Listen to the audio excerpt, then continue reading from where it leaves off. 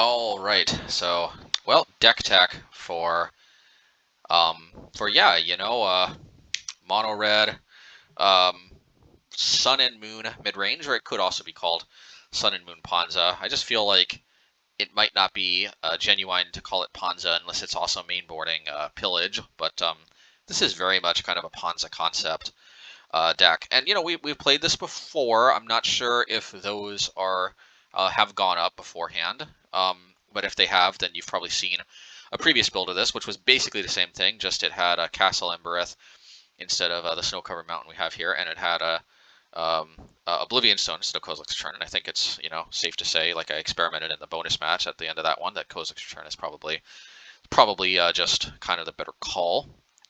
Um, especially like in that against that humans matchup where I don't think Oblivion Stone would have nearly made the difference Kozilek's Return did.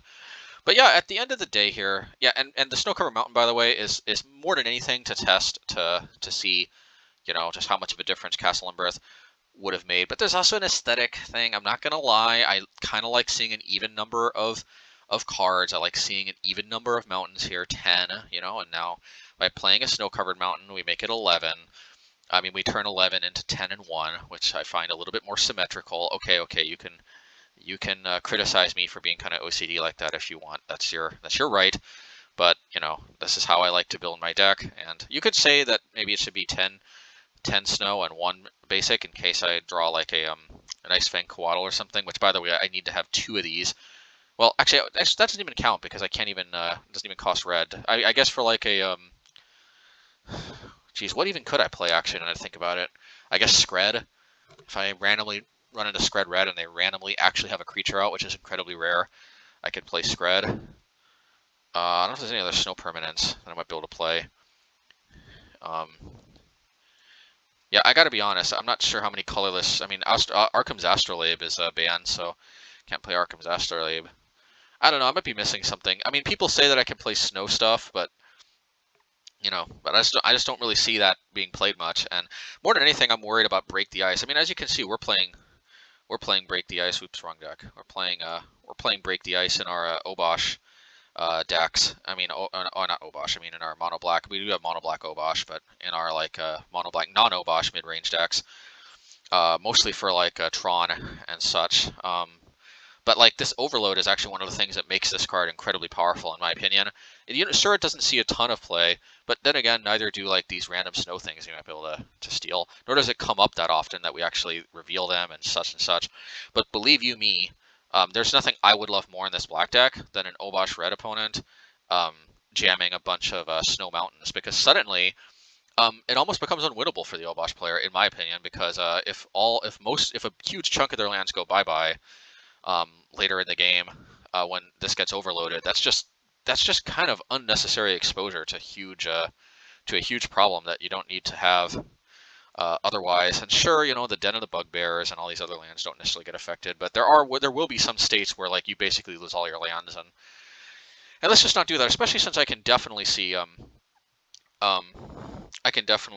Break the Ice coming in against us to also hit Blast Zone, for example. It also just gives it more targets. I mean, like they might not be able to bring it in otherwise. They might actually even have dead cards, but if they can turn to like basically sinkhole us from as well, and they could even hit Blast Zone as well. So like yeah, I don't know. It might seem very marginal, but Break the Ice seems to be a very legitimately strong card in my opinion, and I just don't see the need to really expose myself to that much more. So I'm playing a 1 of Snow Fountains because I don't think they're going to bring in. I don't think they should bring in Break the Ice to deal with just Blast Zone and a 1 of Snow Covered Mountain. It might come up. We might randomly get hosed by it, but we also might. But the random benefit of playing Snowlands that people talk about might come up. The optimal idea is probably just not to play Snow, just to play around the possibility of Break the Ice just a little bit more. But it's so marginal that I'm just going to play it for the to even it out, and also to see how Castle Embereth could have made a difference. But anyway, let's see how this goes. The idea is basically we power out like one of our 16 powerful 3-drops: Blood Moon, Blood Sun, Chandra, Seasoned Pyromancer, by playing like a turn 1 Ragavan or turn 1 Strike It Rich, and to turn 2 one of these effects, hopefully. Kind of like how Strike It Rich is kind of like our Utopia Sprawl. I mean, obviously it doesn't stick around, but I mean, hey, so that is one advantage that our Gruul Ponza has. But then again, our mana never gets hurt by our own Moon effect, which happens sometimes against Merfolk, by the way. Sometimes Gruul Ponza plays like a turn 2 Blood Moon, like turn 1 Forest, put Utopia Sprawl, turn 2 play Blood Moon, and then as like a Merfolk player, I play like turn 2 Spreading Seas on the Utopia Sprawl, on the Forest with Utopia Sprawl, and Utopia Sprawl falls off, and suddenly they have no green mana.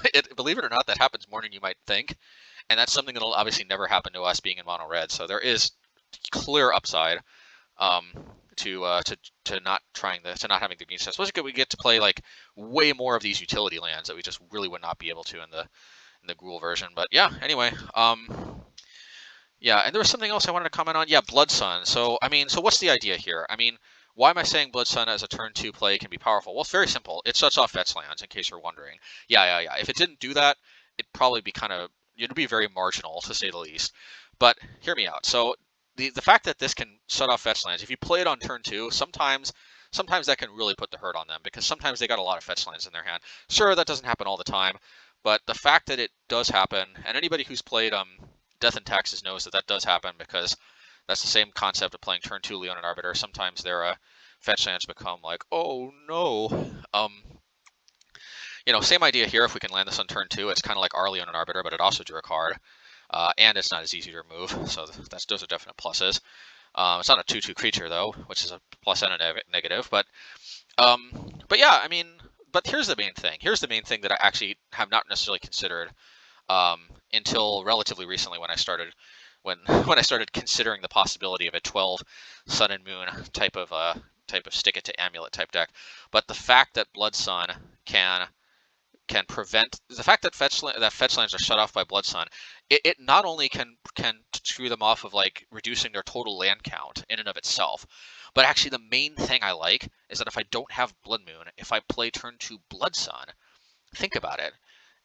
There's a very real possibility that they will have no basics in play if Blood Sun comes out as early as turn 2, and even if Blood Moon doesn't land immediately, they will not be able to fetch basics for the rest of the game. Sure, they can naturally draw basics, but usually they only play those as like one of for each basic, which is usually not, if they're playing a 2 to 3 color deck, usually not more than one or two basics, because obviously the basic mountain doesn't really matter, although if they're not playing red, then anyway, you get the point.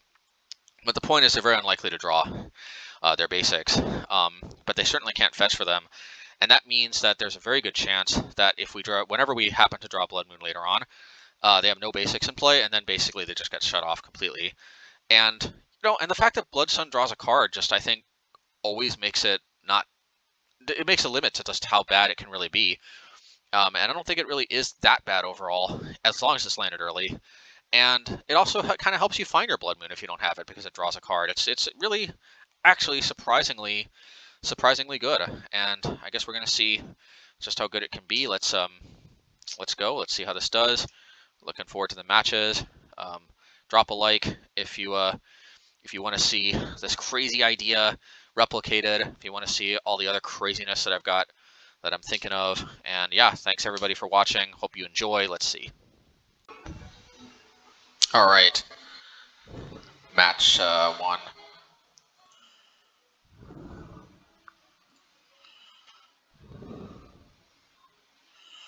All right, seems like a keepable hand to me.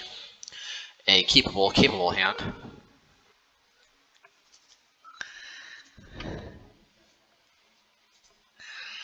Alrighty, keep.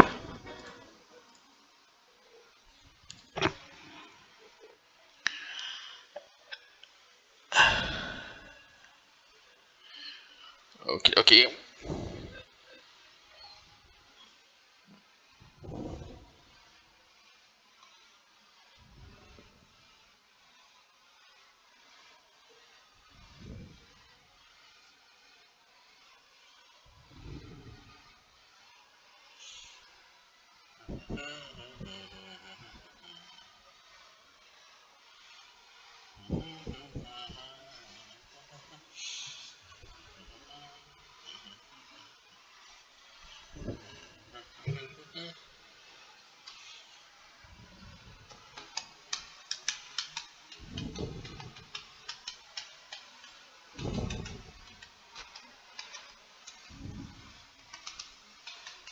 Alright, so hey, Blood Sun doing some type of work.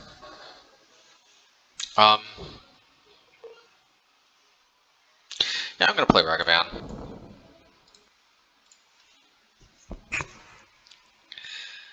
The reality is that if they can deal with it, most of the time all their answers are instant speed anyway. Okay. And they can't dash their own Ragavan because I can just block.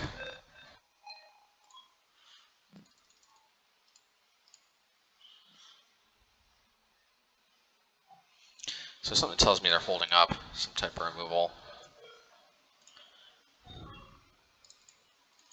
But I could be wrong. I hope I'm wrong. Nope. So the last turn to play that untapped with no penalty, so might as well.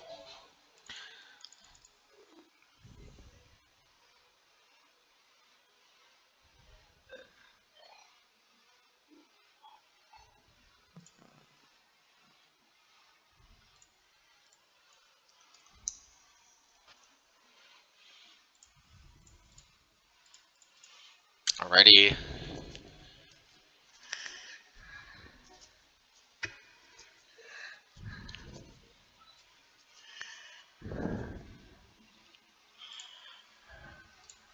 Liliana.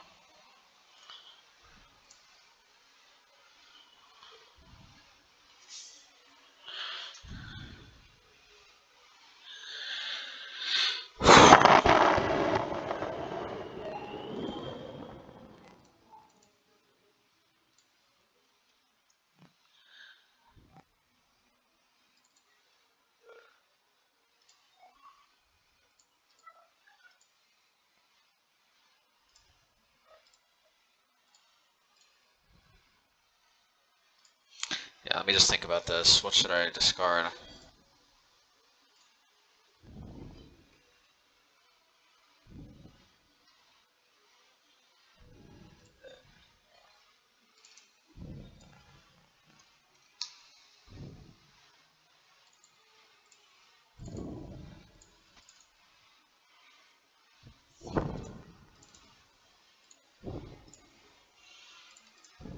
Alright, let's just discard probably Spikefield Hazard, I'm guessing. Yeah, that can be valuable against let's just discard Mountain.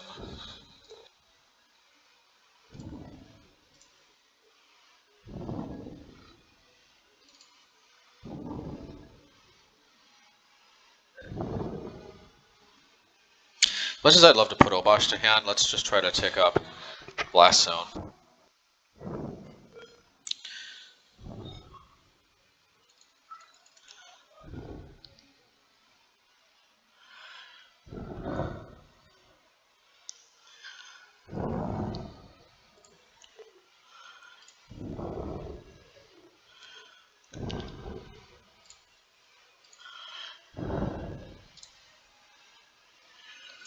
Alright.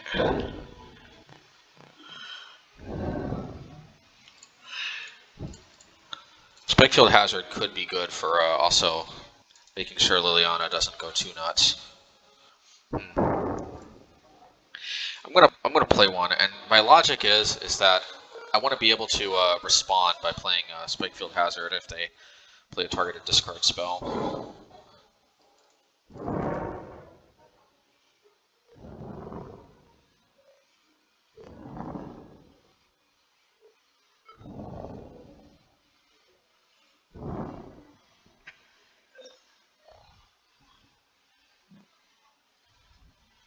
I'm still worried about Ragavan, so I'm gonna hold on to the Spikefield Hazard, believe it or not.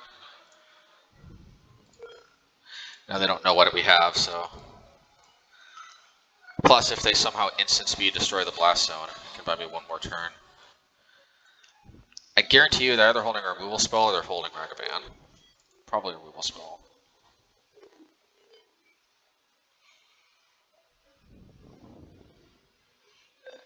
You know, I could actually attack, and then if they try to destroy the den, I can Spikefield Hazard the Liliana.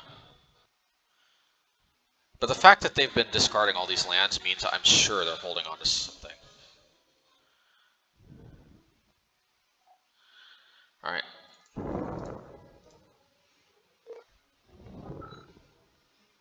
Yeah, let's just discard the Blast Zone. Maybe I shouldn't have triggered Delirium or whatever, but let's see. Gotta get that out of there. And we actually come out ahead on lands, and we got the Obosh as companion, so... Man, are they mega mana flooded? It looks like.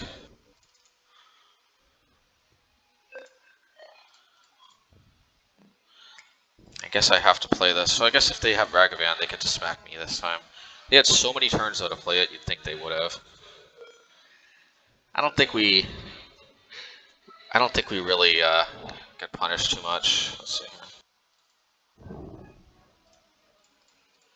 Just be mana efficient, play this out. See if they got like Assassin's Trophy or something.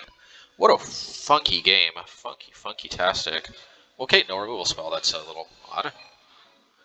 But hey, who am I to judge? Ooh. Sassy. Well, okay, let's do this. We could do Fury next turn. But this is just kind of too juicy to play this into double spell into Blood Moon. Guess what, you gotta love Chandra. Alrighty. So this means they can't Assassin's Trophy anymore. And I'm not really sure what...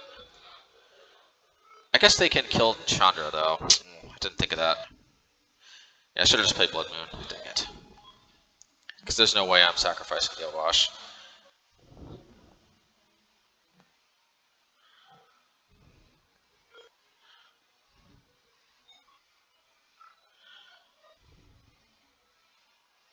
Well, this was an unmitigated disaster.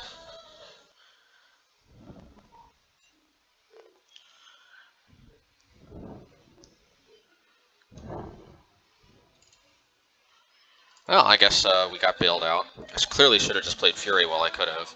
But I was just worried a little bit about like Assassin's Trophy or something.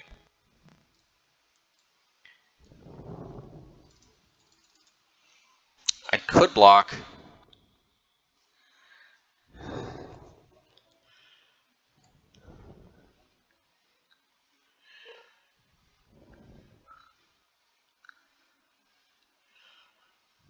And I guess I might as well. Can always get the tokens next turn.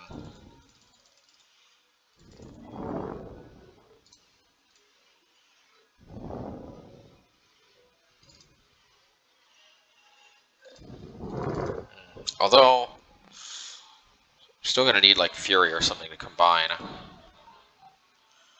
But in the meantime, I can stall out the tokens and such.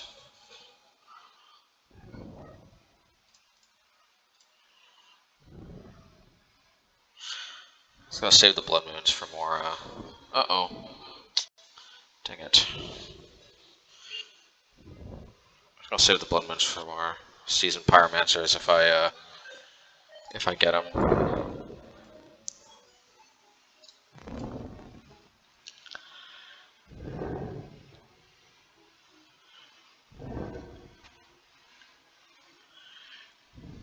Oh no.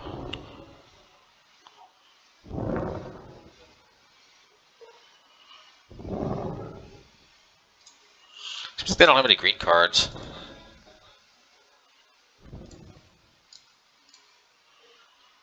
Oh no, is this lethal? No, not quite. I'm gonna get 2.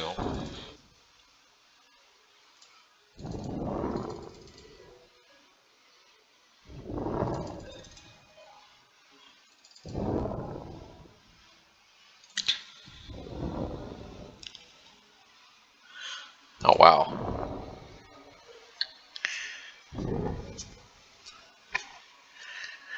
Yeah, that went from looking like it was a lock to the opposite.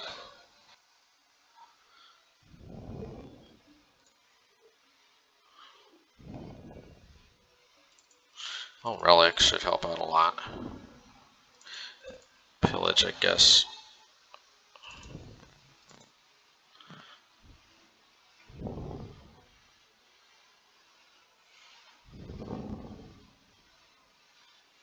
I don't know about Strike It Rich. I think this is not the matchup for it. Question is any matchup the matchup for it? And yes, I do think there is, but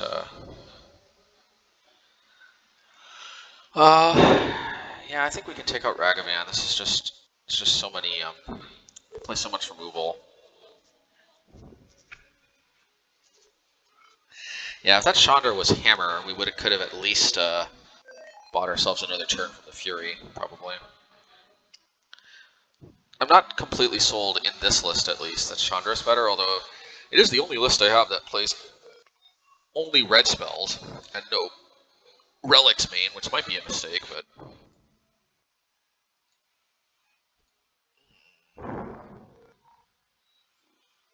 we'll keep.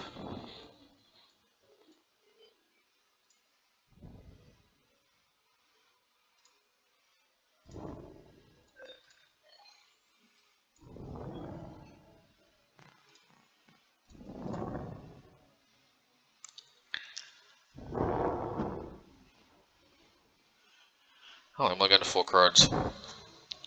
Well, maybe that makes up for our misplay last game by not playing the Fury.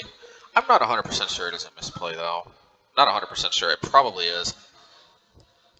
I'm going to err on the side that my deck is perfect, basically, and every time I lose, it was because of just... I was kidding. But I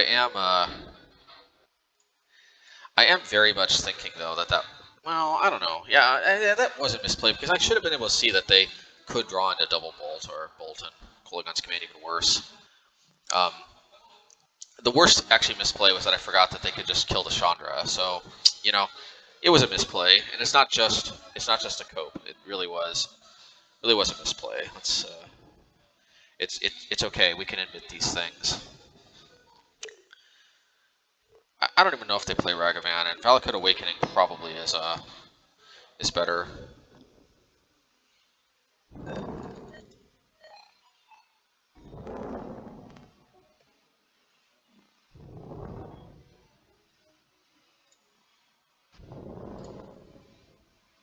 Well, they drew that right on time.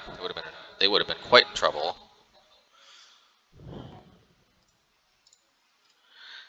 Ready? I kind of wish Chandra's ability, Well, anyway, let's do this in case they do have Ragavan.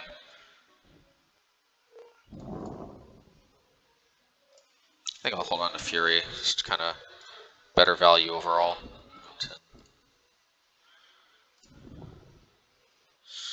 Guarantee you they're gonna play something on the Season Pyromancer. Yep. See, that's why I took out Ragavan, because, see, like, now this card is just really negative value for them. All my cards basically force a 2-for-1 from them now. I mean, a 2-for-1 in our favor, I mean. Oh, Clothis. Well, good thing I got my relic. I got my 1 of Snow-Covered Mountain, because why not? Alright, let's play our relic.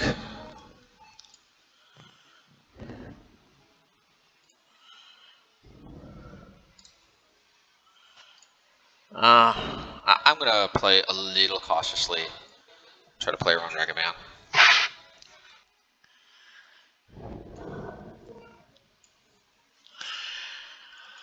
So I'm probably gonna try to eat the Season Pyromancer, which is tragic and disappointing, but I can at least not lose 2 life.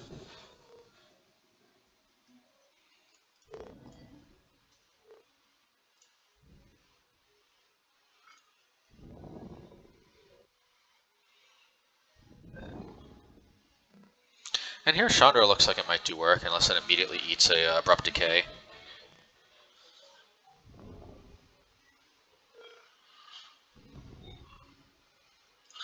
Okay, I'm gonna crack because I have a feeling. Oh, okay. Maybe I won't crack just yet.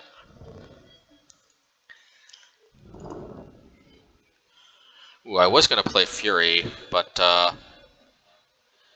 Blood Moon's a little too juicy, I think.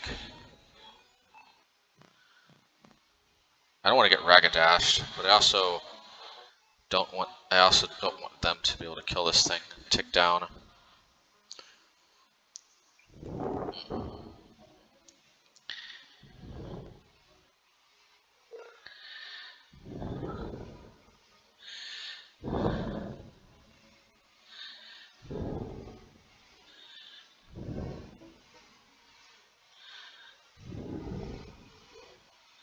They're tapped out, so I think that now is the time. Obviously, I think that kind of goes without saying, but you know, who knows?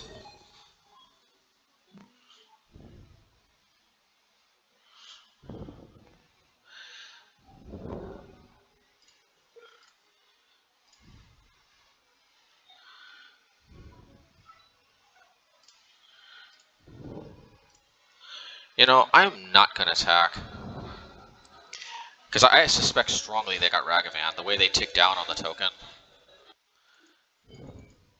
just really feels like a Ragavan to me.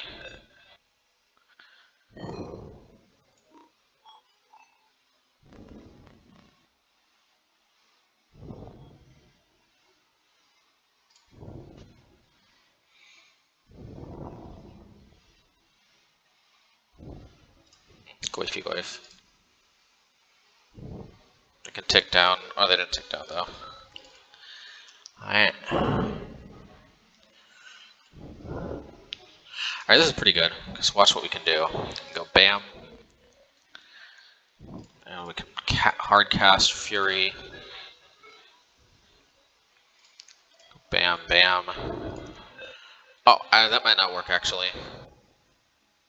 Oh, it did. I wasn't sure the timing rules.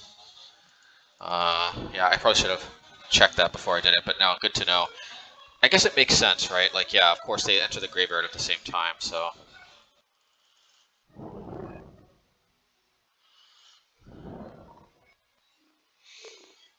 Yeah, it is what it is.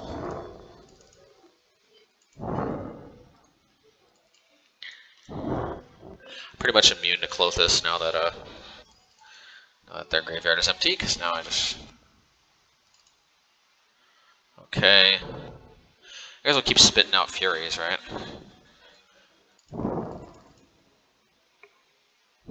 Just a little extra insurance against Ragadashing.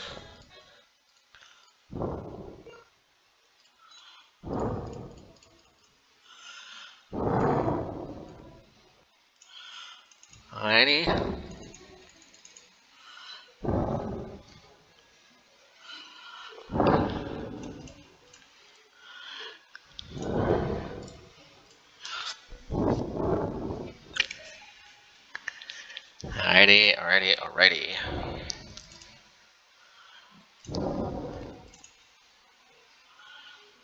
Alrighty. Alrighty.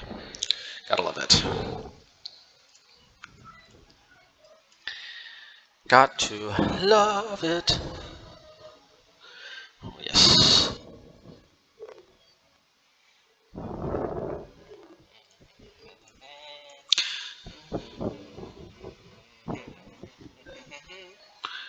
La la la la la la la la la la. Yeah.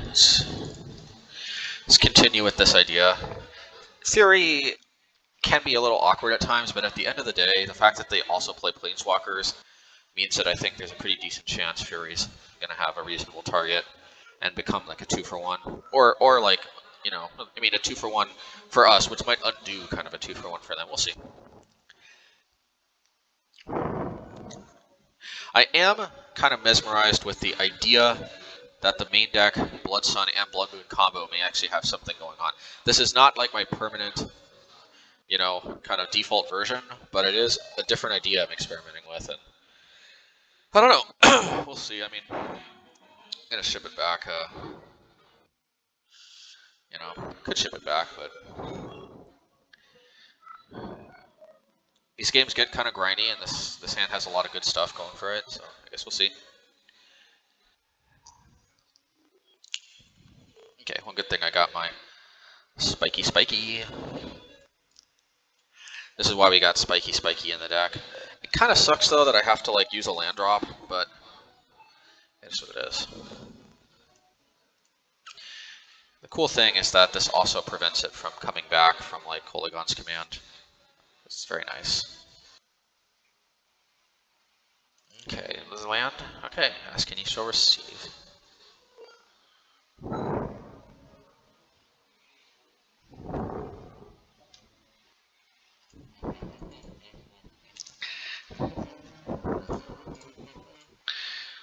play around Ragadash. Oh, I think I have to play Blitzsun. Blitzsun could be good. In case it gets destroyed, I'll put it like this. Definitely they're going to crack. But see, the idea is now they can't crack any more basic. Of course, they got all the basics they need, but the theory behind Bloodsun is that now they can't crack fetches anymore. Now, if I do pillage here, could lead to good things.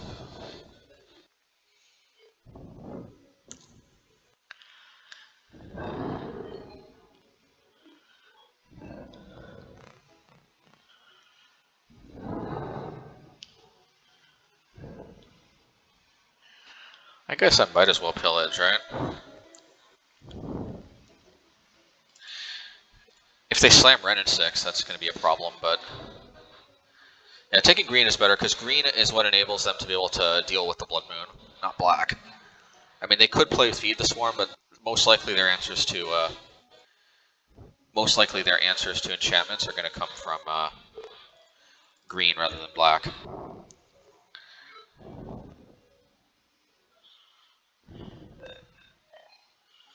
Okay. Okie dokie. Probably this is a job for Fury.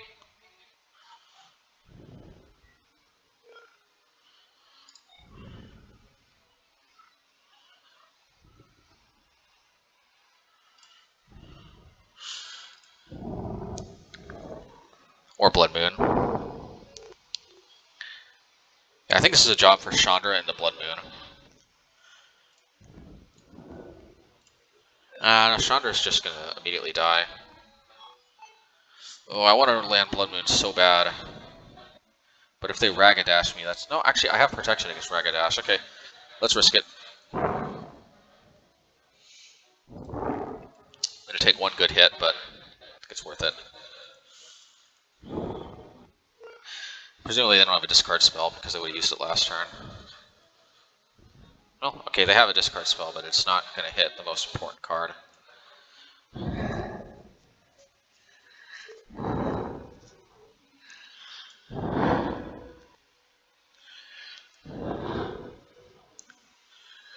I wonder why they didn't play that Inquisition last turn. I mean, the most obvious answer is they just drew it this turn.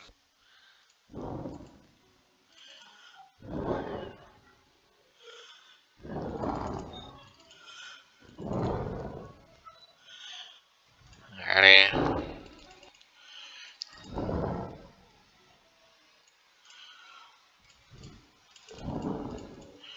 La la la la la la la la la la la la la la. That's pretty good. Pretty good, I think.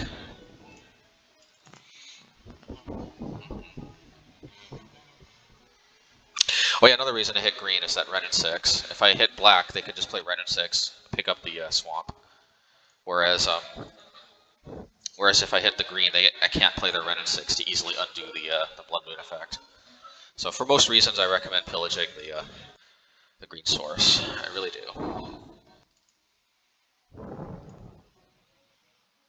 All right, let's Chandra. Let's use the ability and pick up Obosh. Yeah, probably I should take it back about Chandra. Chandra can be freaking amazing. The only thing, though, is I'm just a little bit worried that she can be a little bit win more in the sense that you kind of need to be stabilized to use her. But the fact that, like I said in my review video, the fact that she can tick up and add mana the turn she comes into play is pretty huge. And they might be able to Lightning Bolt Chandra, which I can live with. It's, you know, you're going after me. I find that interesting.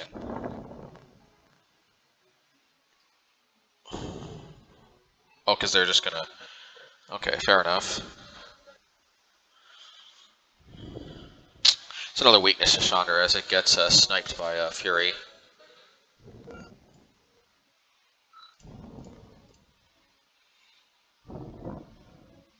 Still, that seemed like the most efficient use of my mana, at the time at least. Yeah. Do I get greedy? I mean, Obosh threatens to block these things, and it's not as easily lightning bolted. So, yeah, this could be wrong, but what I'm just worried about is them lightning bolting and then Ragavaning, and then getting a green mana, and then playing a red and 6, and getting the force back, and not good. Okay, I'm not sure what they can string together that they can't already kill Obosh with, but I'm willing to take the risk.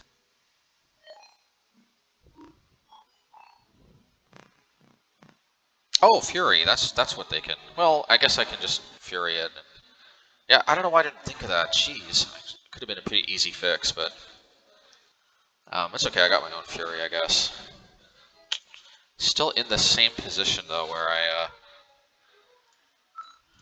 mean, I do have a better Fury target this time. Fury target. I have a better Fury target for what it's worth, but it's a little bit, you know.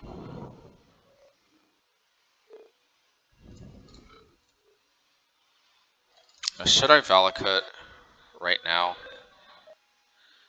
I'm gonna get the tokens. Yeah, let's get the tokens.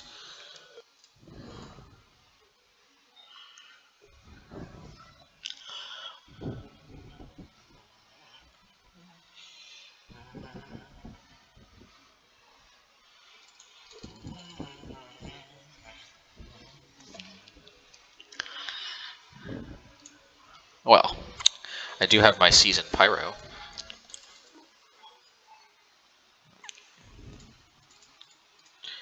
Good thing I drew that Spikefield Hazard. Let's see, they probably have some answer to both of these. This might be their Hail Mary attempt to get out of this.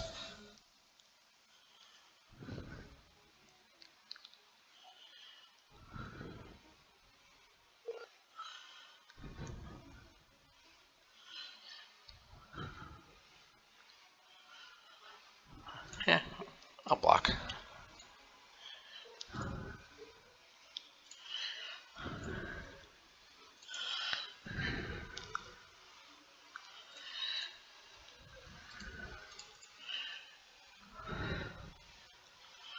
Let's get rid of Blood Sun. It's pretty redundant at this point. Okay.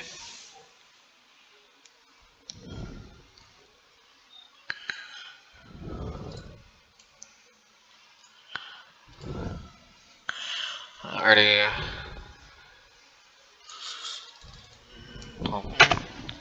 Keep one land in hand at least for Valakut Awakening. Alright. Bam. So Obosh, Obosh Sun and Moon takes it down. Ooh.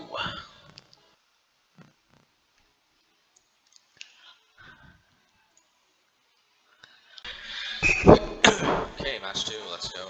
Let's go. Let's go, let's see.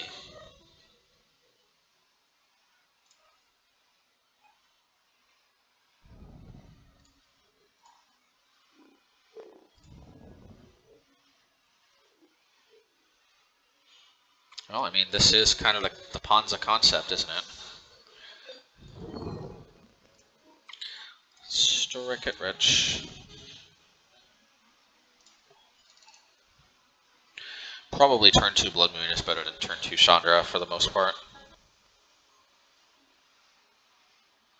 Maybe now Chandra is better, because I can uptick and hit with Spikefield. Yeah.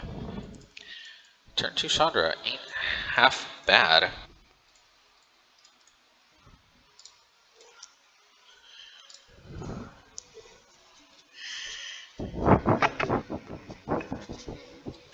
Yeah, maybe I take it back. Maybe Chandra is really the nuts.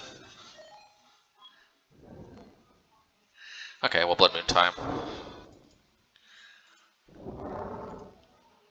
I could play Blood Sun, but why? No black for you.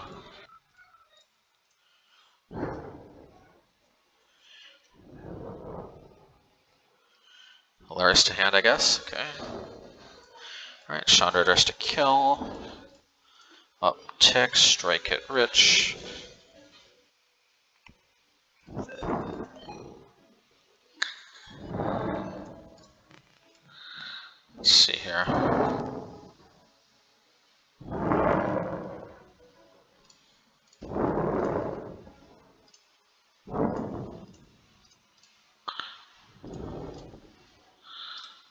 Alright, so I could play Obosh next turn.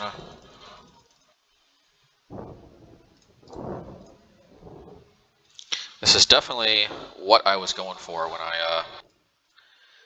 when I made this deck. It's not always going to be able to play out like this, but this was pretty much the idea.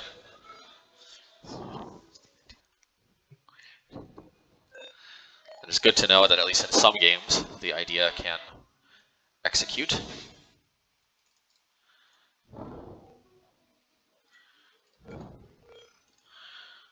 Okay, so probably down tick, right? I mean, some Blood Moon Insurance might not be bad, but I don't know, to be honest.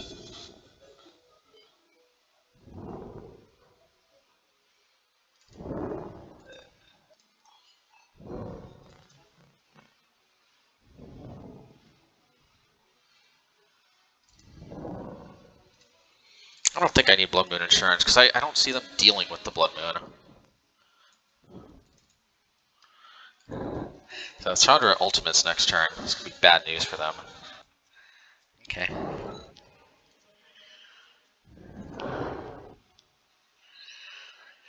Alright. Cuspoosh.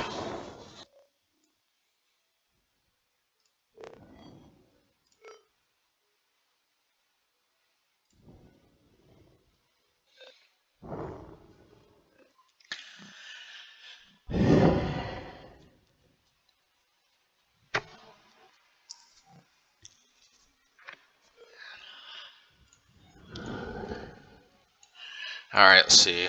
Rakdos, Midrange. Yeah, that felt good. Turn to Blood Moon sometimes is the nuts.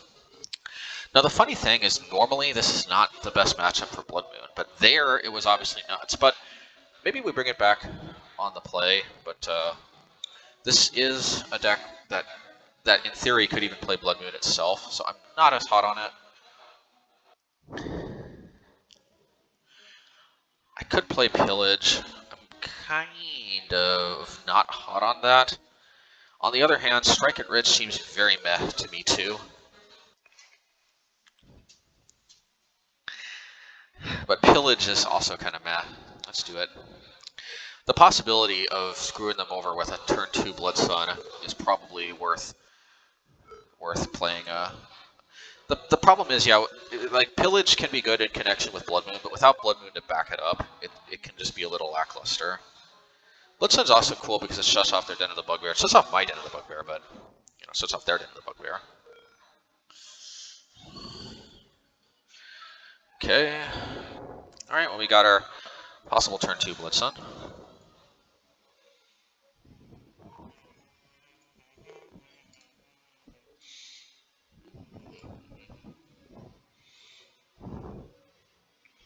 Do we strike it rich? Yeah, I think we strike it rich. Reason being is that if we need to protect against Ragavan and Ragadash, we can. But the possibility of turn 2 Blood Sun seems a little too enticing to me.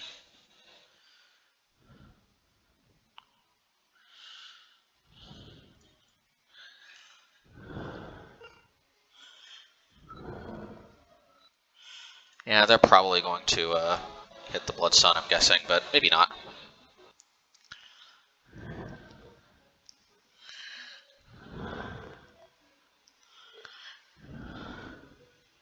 Huh, or that.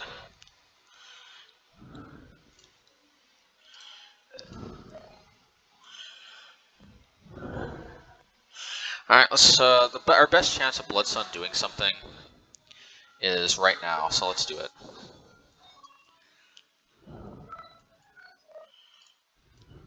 Now, if we get Ragadash, that's unfortunate, but we do have Spikefield Hazard for the follow-up. And all right.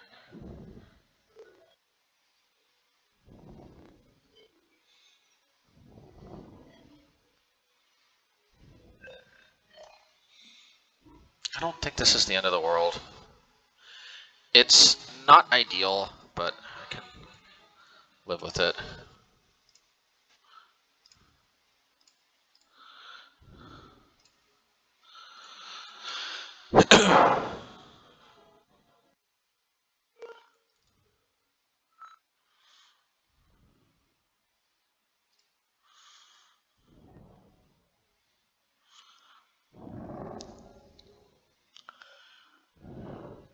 Man, if I had Spikefield up, I could have tagged the Croxa. Gotta hope they've got at least a few fetches they're relying on.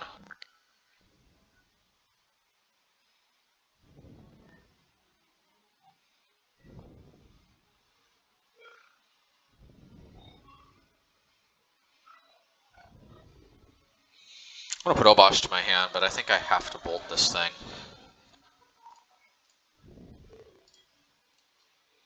2, 3.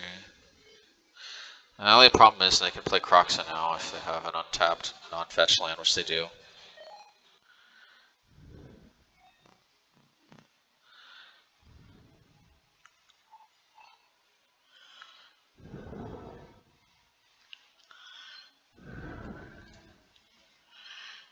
I'll probably have to discard Fury because it's just not really going to get there by itself.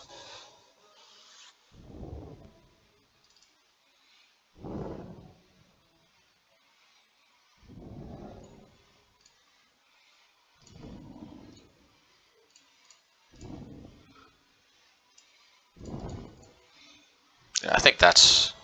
The problem is just putting Obosh to hand just gets discarded.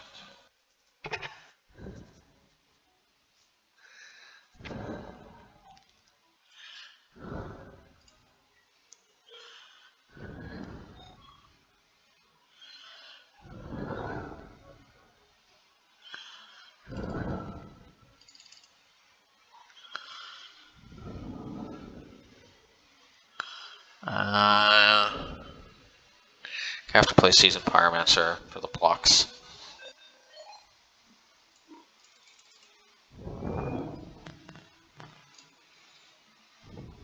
I swear, they do play some fetch lands. I know that because actually fetch lands make Croxa much better, but...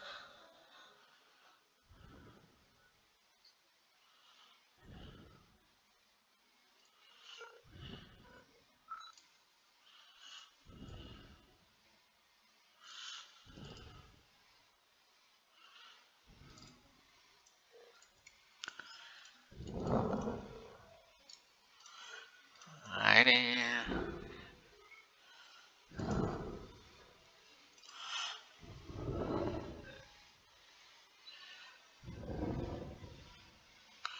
Obosh is my only chance.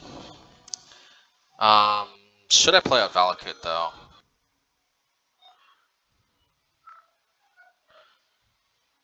Am I kidding? I will insta-die.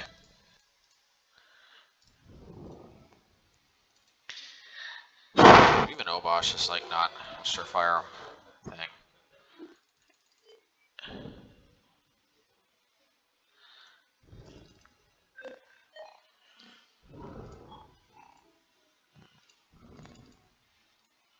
Oops.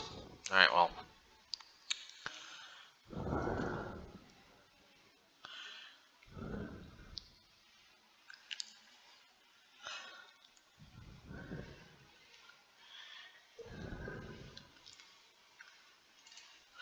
Instantly leave the game. You know what? Fuck this thing. Excuse the French, but I don't deserve this insta leave the game shit. Get me aggravated for no reason. Let's be without this in our lives. I think we're gonna be more positive.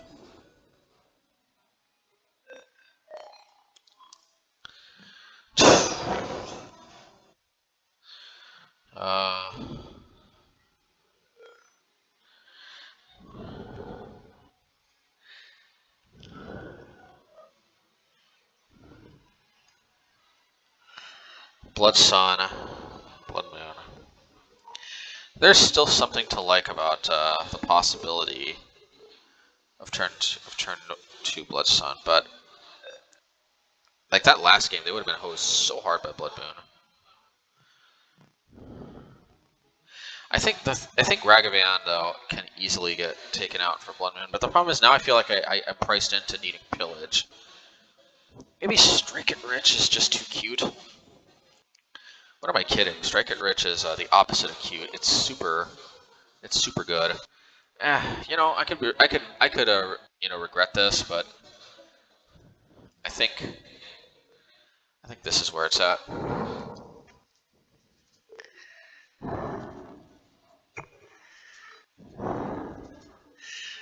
8 burn spells now, and they don't really do that much damage. So that could have been a mistake to take Fury out, but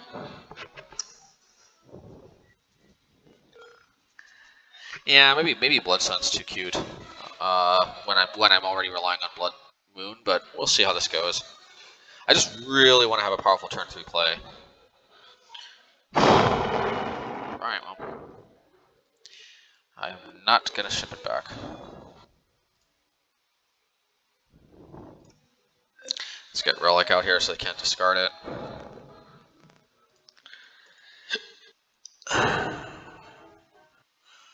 And they're still just not having fetches. Yeah.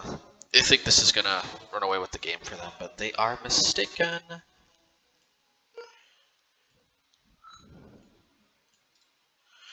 Just because it seems like a good opportunity to play this tapped.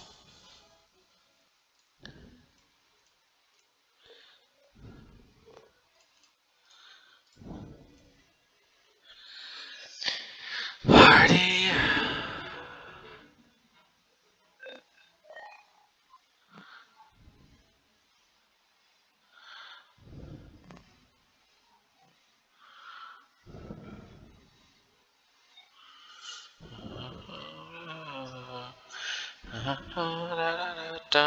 I think I can take this out.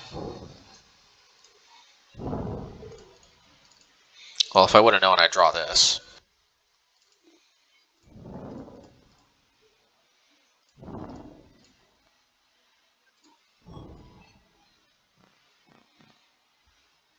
You know, I could cycle this right now.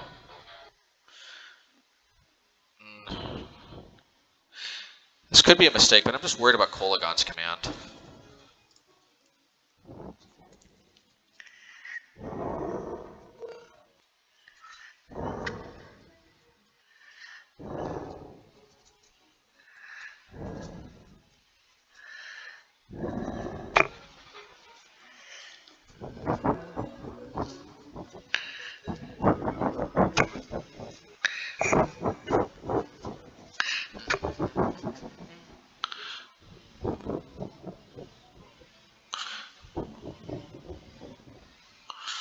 Alright, well, I had a 2-for-1 themselves.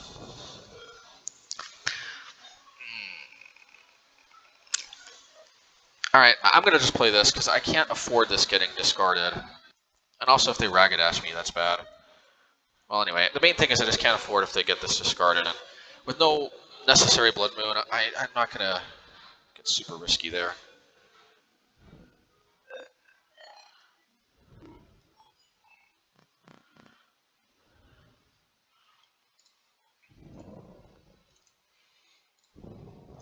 I think I can handle that pretty easily.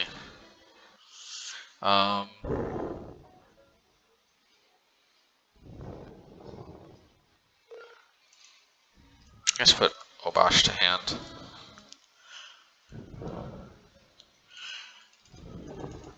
I need to hold back to save for the Ragavan. Okay, let's see, whatever.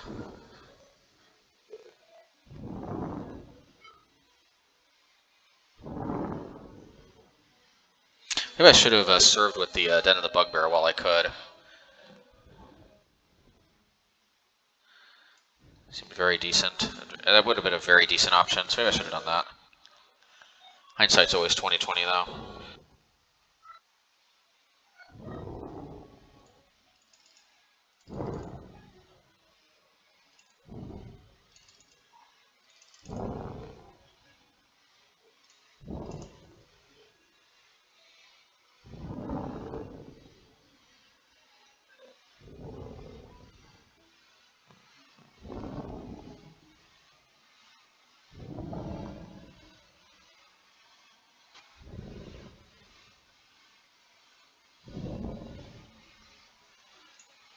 Let's attack.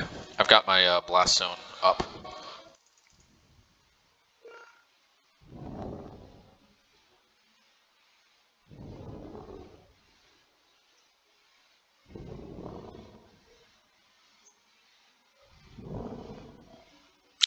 I'd probably block if I were them, and then just use Luris. Okay. Yeah, and then hope to draw Kolagon's command. That's what I'm worried about, but maybe... I mean, they know their deck better than me. Oh, well. Yeah, I think not. Maybe they forgot about Blast Zone.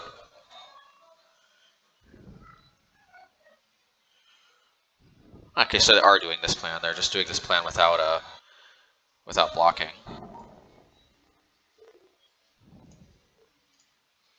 Well, I can definitely serve with Bugbear now, I'll tell you that much.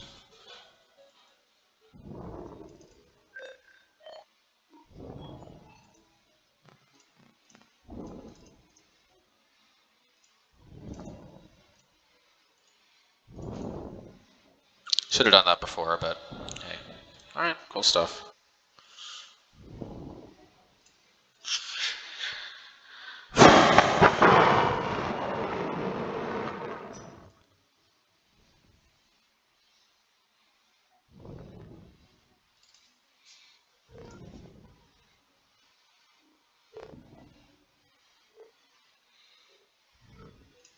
Let's try to force their hand, but let's play this first, because if they force me to discard, yeah. See, a moment of truth if they got Kolagon's command. Well, I guess that doesn't tell us if they got Kolagon's command. See, I'm worried about them Kolagon's and commanding at end of turn, returning Ragavan. So let's just serve with this.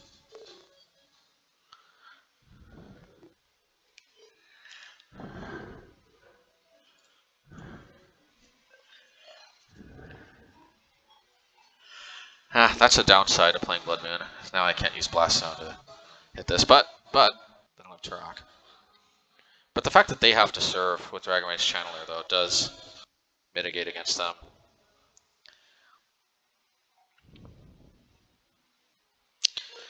I could play this, but what's the point? At this point, I think their way around Blood Moon is Ragadashing, not anything else. I think I have to try to race this now, although I'm really worried about getting Ragadash, but...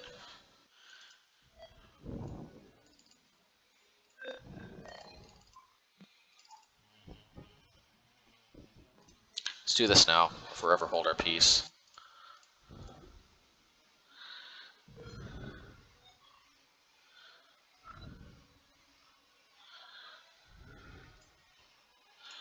Alrighty.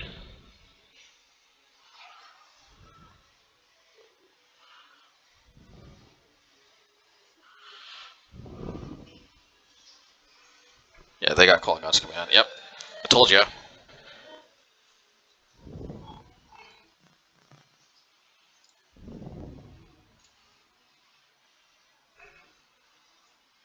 See, the issue is I have to try to race on some level.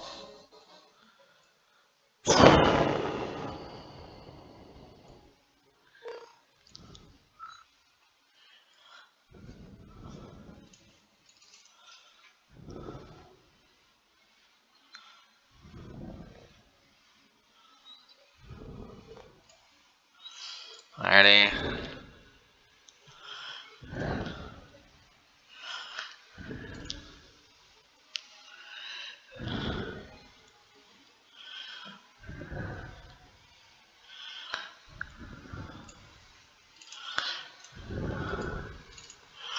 La la la la la la la la la la.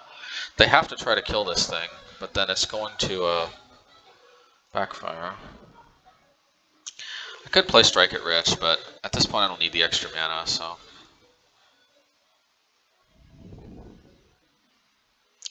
I am winning this race, but just barely, and if they draw more burn spells, that could be not good. I have to do this.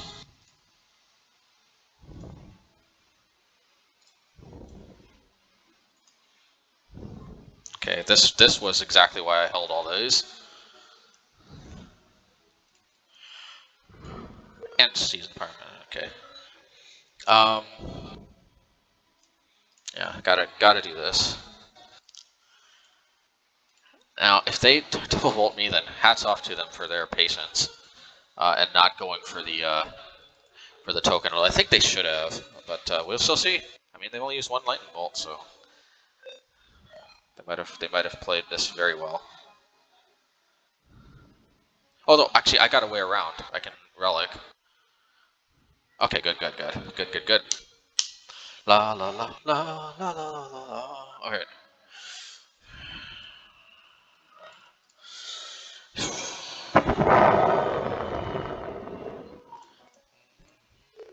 Okay, there we go. Okay, match 3.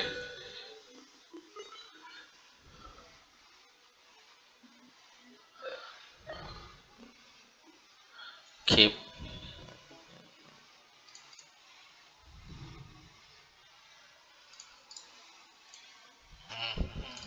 Let's see. Oh, this could go wrong, but hey, the entire point of this deck is powerful turn 3 play, so.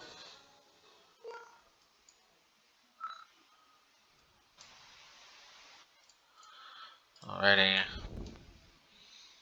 I'm guessing this is going to be prismatic ending. Yes. Alrighty.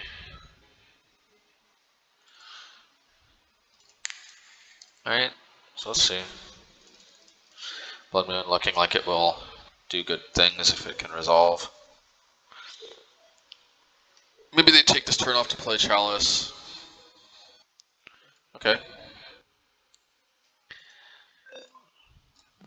This looks like Esper Reanimator. I'm going to say Esper Reanimator.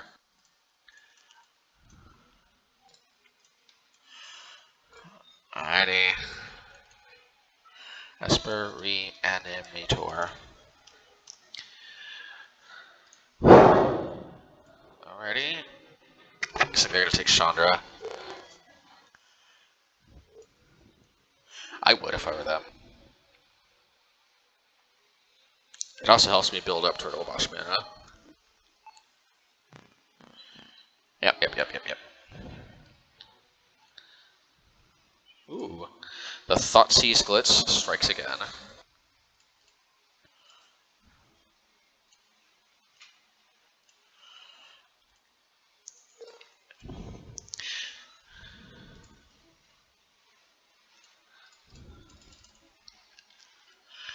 Let's see here.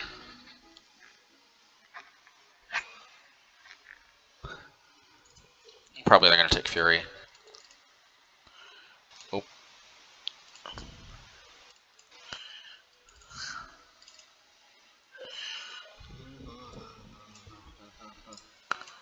I see what way to draw next turn. If it was Ragavan, we could have. Okay, good. Let's do this. Let's down tick. See what we could draw. Alright, why don't we don't need more Blast Zones, so I think that works out swimmingly for us.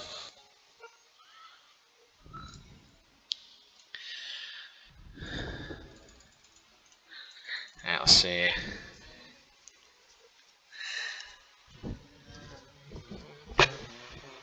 Okay. Alrighty.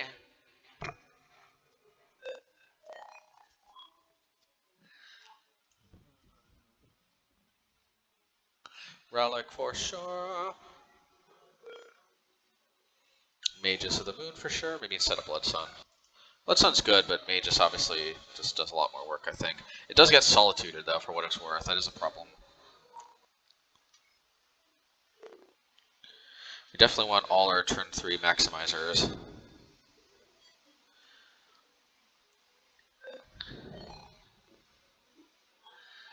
Yeah, so here's what I think. I think we don't need Fury. That could be a really gross mixed calculation. I don't think we need Fury. Play Pillage. I'm not even necessarily sure we need Lightning Bolt, to be honest. This might be a gross miscalculation, but we're going to play 12 Moon Effects. We just really want some powerful thing to do on turn 2 that disrupts them. Especially if they grief our Relic away. Look at this huge concentration of 3 drops, but at least we got the Ragavans, the Strike at Riches, and the essentially 28 lands to facilitate this.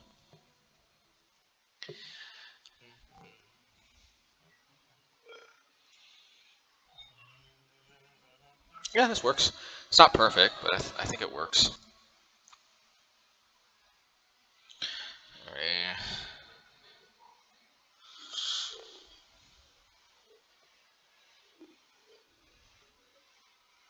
Yep, there's the grief. Oh, ephemer grief.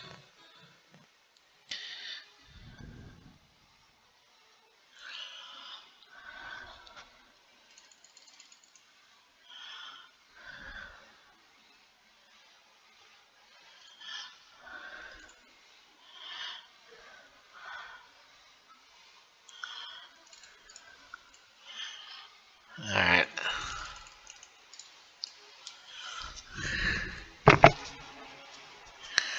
Yeah, this is a little rough, but they may not have the reanimation package if they kept this hand.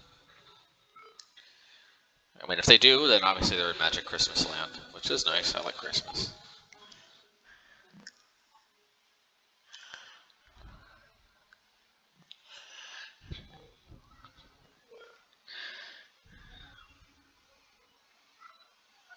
Yeah, I can see it being a close call between Pillage and Chandra.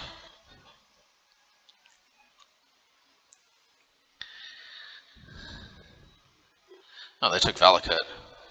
It's a little unexpected, but I mean, I left it untapped like that because, you know. All right. So I may actually want to play Blood Sun. Dang, man, cut it out. It's never ending with the discard. Probably gonna take Blood Sun. I would if I were them. But, you know, taking their planes sets them up for a powerful moon effect. Okay, so that's fair. But see, like what I like about Blood Sun here is that it also helps lay up a moon effect because I mean, yeah, the sun complements the moon because if they can't crack fetches, most likely they're not going to be able to draw more basics. There's a huge lag spike here. Oh, well, they got just another basic. Naturally, that's unfortunate, but you know it happens. It happens. Maybe they can't get basic swamp, which is actually the most important, I think, but we'll see.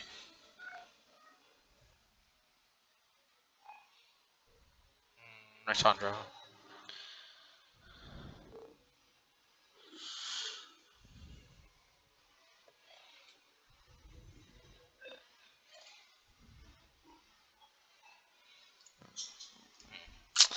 I'm going to play Obosh. I just don't want to discard this land. It could be too valuable. I'm going to tank another hit.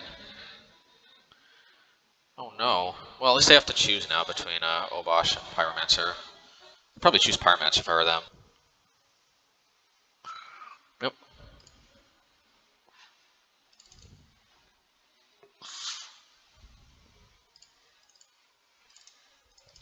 That's one reason I was really close to just playing Pyromancer. Something like that. But when I can flashback Season Pyromancer, I think it's going to help out a lot. Gotcha.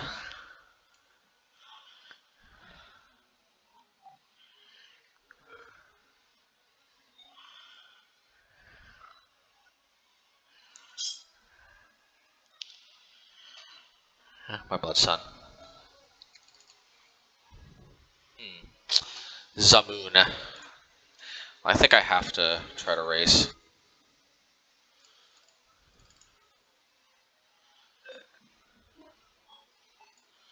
So, Season Pyromancer can, in theory, double block. Hopefully they don't remove one of these. They'd have to use a Solitude, which they could have used on Obosh, so, alright.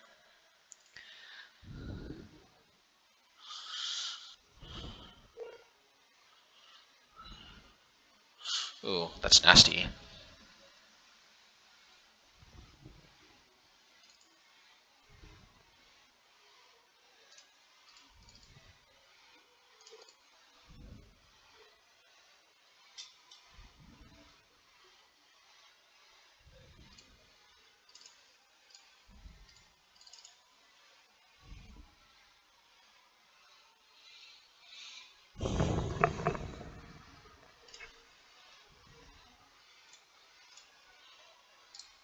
Alrighty.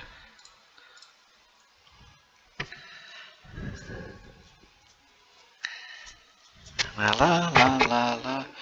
La la la la la la la la la la. Okay. And I think that's probably GG.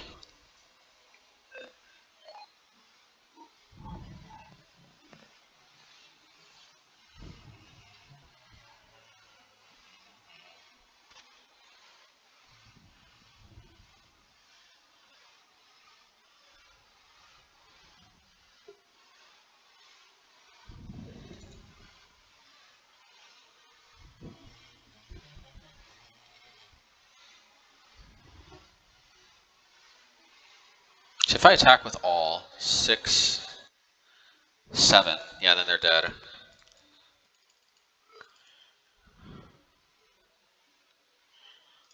All right.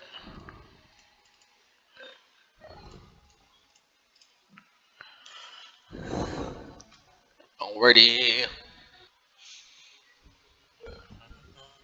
See, this is the problem with Grief. Sometimes you keep these funky hands with. I tried it. I tried this kind of thing, not necessarily with Ephemerate, but with Malika Rebirth. But yeah. Anyway, this is the issue. All right. Well. Match 4. Let's see. Takuna. See how our little Panza concept works.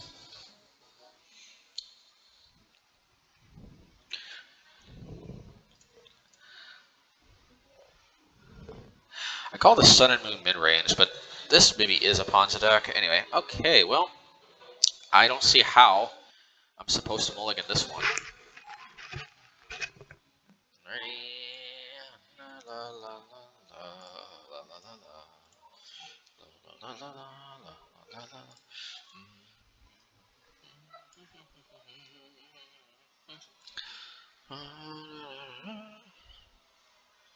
This might make for a slightly better viewing experience, too, to have the fuller screen.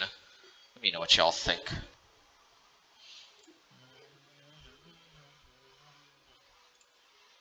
Okay, fair enough.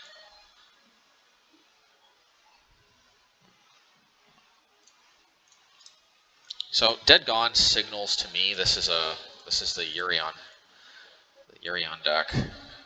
I mean the Yorion Rhino deck.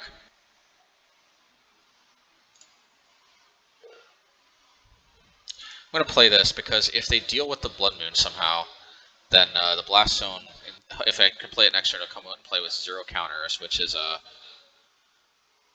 green, of course.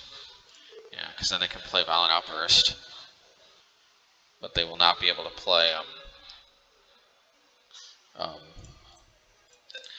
you will not be able to play Shardless Agent at least.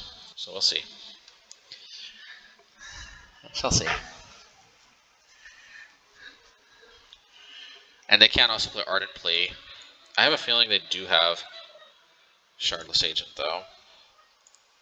So let's just do the best we can. That's going to set up a Fury next turn. Or better yet, an Obosh into juiced up Fury hit.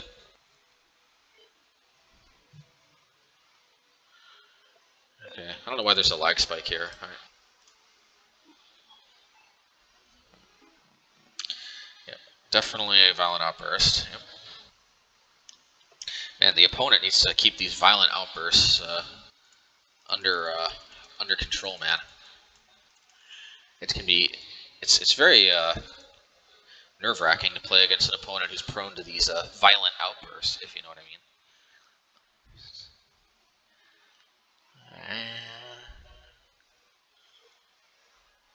So Yorion to hand. So in theory, I can deal with both of these. Let's see if I do.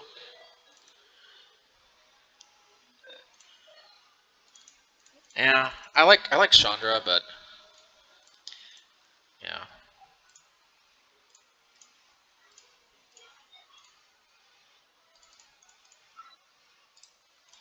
Alrighty.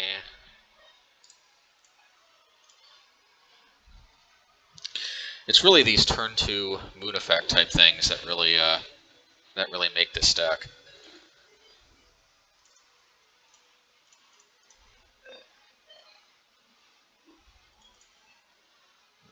In case I draw. I was gonna say just in case I draw like some type of.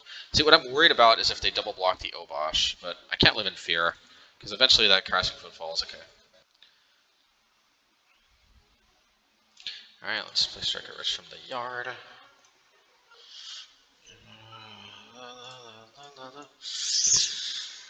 Let's see here. Okay, well, we actually steal a game against Rhinos, although this is exactly the Rhino deck we want to see.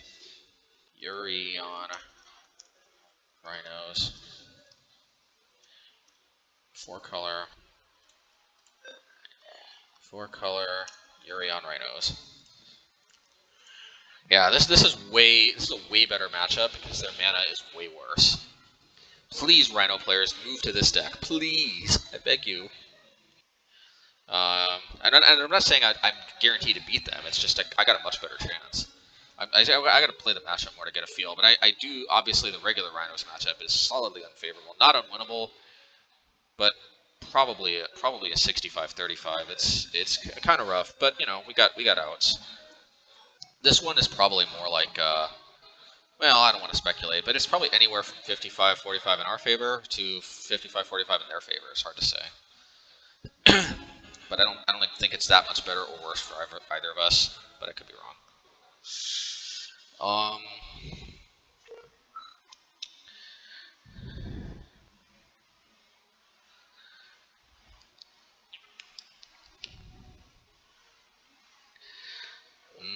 I'm just trying to think here.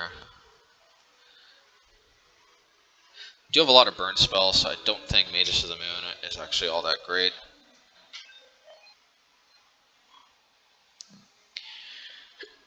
This still might end up being the best we can do, but I think I want to pillage.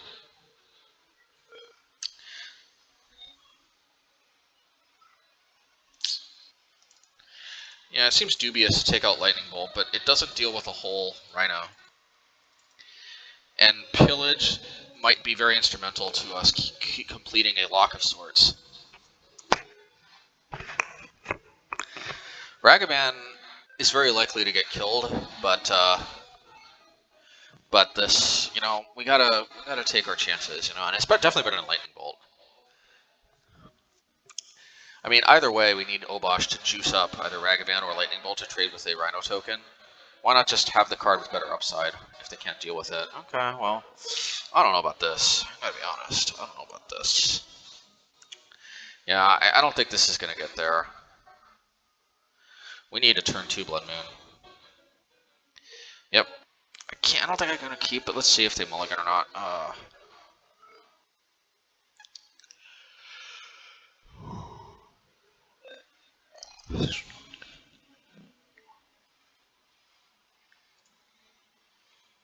Yeah. No, actually, this still isn't turn 2 Blood Moon. But it does have Fury, and I think that means that it's a little... Can we keep the Fury, though? Well, I don't know, it's got Blood Moon plus Pillage. I think my first hand was Blood Moon plus Pillage, so... Sorry if we lose this one. I tried. I tried mulliganing towards a turn 1 Accelerator, like either Ragavan or Strike It Rich, but it just wasn't meant to be. I'm not going to mulligan to 4. Yeah, if they play Ardent Play or something, I think we're... Oh. I don't know. What are the odds that we actually stick a Blood Moon? At least we got a backup one for what it's worth. You got Forest, but this is where Pillage could really be critical. Let's see here. Okay.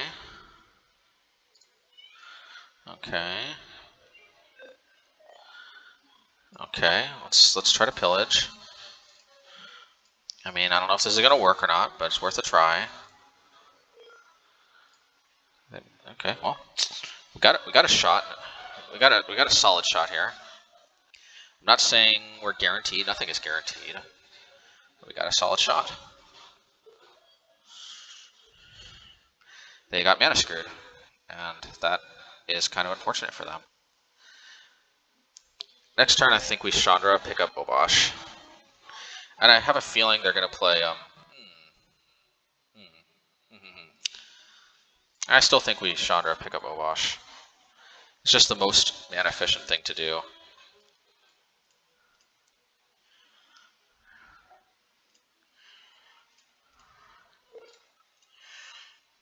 And next turn we can play Obosh and Ragavan using Chandra's ability, or if we draw another line, we can Ragadash. We'll see. Okay, no Ragadashing, but we can.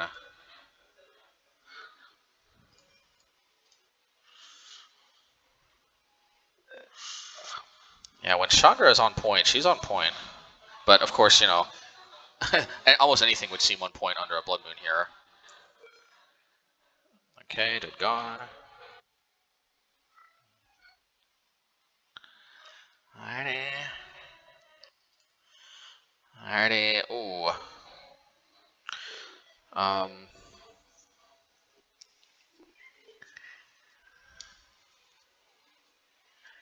That's did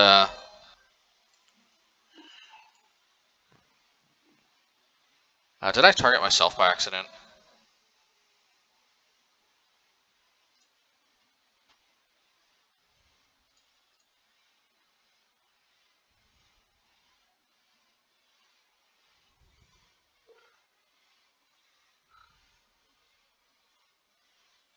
I think I gotta get Obosh in play.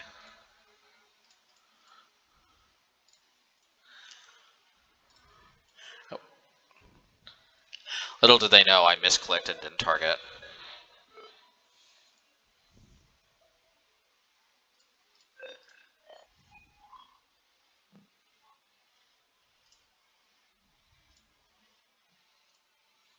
Alright, this way we get to keep our other season Pyromancer.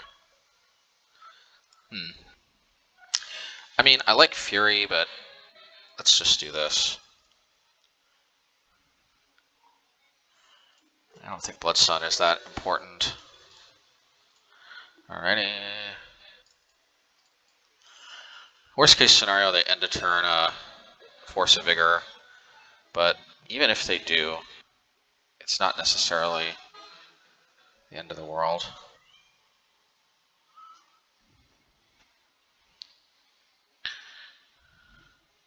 I might live to regret pitching that Fury, but we shall see.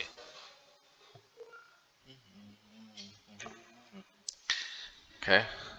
Well, I mean, if I live to next turn, Chandra's going to ultimate, so we may actually steal this game. You gotta get lucky to win it, to get 5-0 in a league. So we'll see. Maybe we get 5-0 with the Sun and Moon Obosh. It kind of seems like that's what happened because we're getting a lag spike, which is probably concession. Yep. Okay, match 5. Let's see. Opponent is supposedly playing bad decks, which has got to be working in our favor. But then again, we play bad decks too, right? Am I right? All right, I was kidding. I don't think we play bad decks, but certainly people would think they're bad decks. For the most part, I think Obosh is finally convincing people it's not a bad deck. I think I've heard people refer to it as a solid tier 2 deck, and you know, I mean, I guess it is technically tier 2 in terms of like how many people play it, but it feels like a tier 1 deck to me in terms of a power level. But you know, what can I say? Merfolk at times felt tier 1 to me too. But you know, the biggest problem Merfolk always had was like decks like Affinity or Stoneblade decks are beatable. They're not as bad as Affinity, but they're definitely a little dicey. Things can definitely go very south. Now, this is one of the weaknesses of the deck, the Murktide deck, because unlike other versions, we don't really have as good of a plan against Murktide. So this may be where our trophy quest ends here for this deck. And also, I feel like the opponent's misleading us. Like, is this really a bad deck? You know? I feel like, you know, there's a little bit of false advertising or something going on here. I'm not sure what the right term is, but I was not expecting. I was not expecting Izzet Murktide with this username. You know, I have to say, they psyched me out. You know, they psyched me out. Oh, this is so ooh. And this is ooh. I think I gotta discard the lands. This is like ooh. I hate doing that because that's so very little value, but can't. Like, our deck, our hand is so spell. You know what?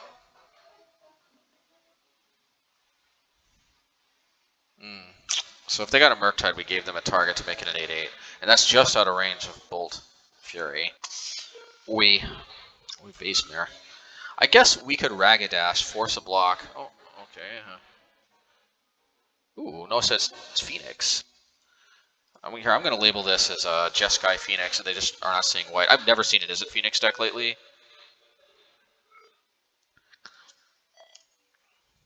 I'm calling it Jeskai Phoenix, unless it's very clear, unless it becomes very clear that this is a straight Izzet deck.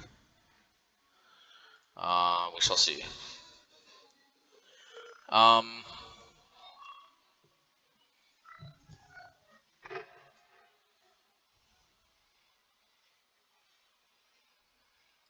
Yeah, this is what I'm going to do. I'm going to play Chandra. Yeah. I'm going to uptick. I should probably bolt that while they're tapped out. Yeah. And play this. This seemed like the most efficient use of my mana. They can play it again, of course, but then I can play Fury, so maybe it all evens out.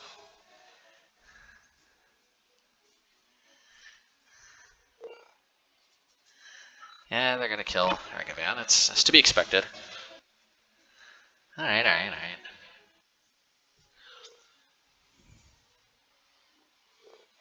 Demi-Lich, doing Demi-Lich things.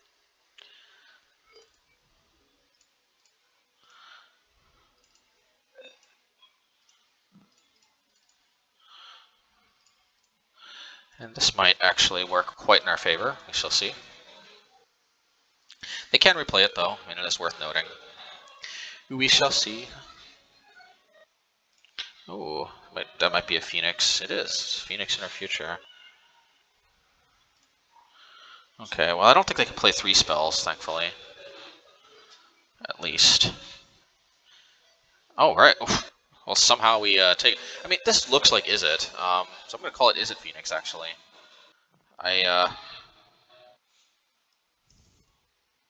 First time I'm seeing an Izzet Phoenix deck, and it's got to get better with Relic of Progenitus. So...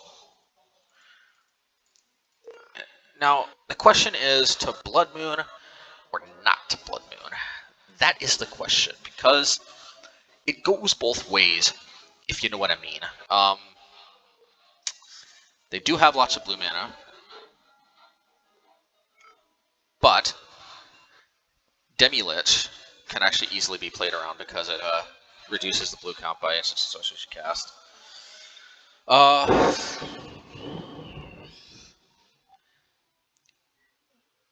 Yeah, I guess I'm taking out Blood Moon. We'll just play Blood Sun. Could even just play Pillage, but I don't think these man lands on our part. Oh, they could be useful, but the Blood Sun shuts off their Horizon lands. Yeah, I'm gonna stick with Blood Sun. Oh, but Kozilek's Return could be an excellent answer to out of control Phoenixes. Phoeni. I don't know what the term is. Then again, there's something I just like about the idea of juking them with Blood Sun. I don't know. It would seem like a match. Well, this is not a match tailor-made for Kozilek's turn, though. Or it is. It's hard to say. Could have played 2 Blood Moons, just 2 Blood. Yeah, maybe if we lose this one, maybe we next game. No, next game we're on the play, so we're definitely incentivized to. Yeah, I don't know.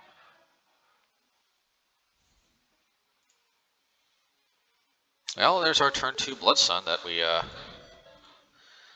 were kind of pining for.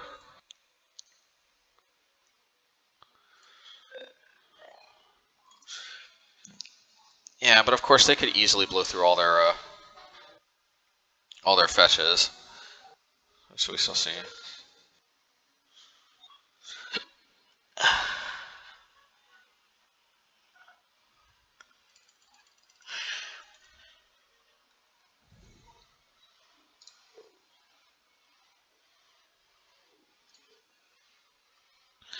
Alrighty. Faithless, or something mending.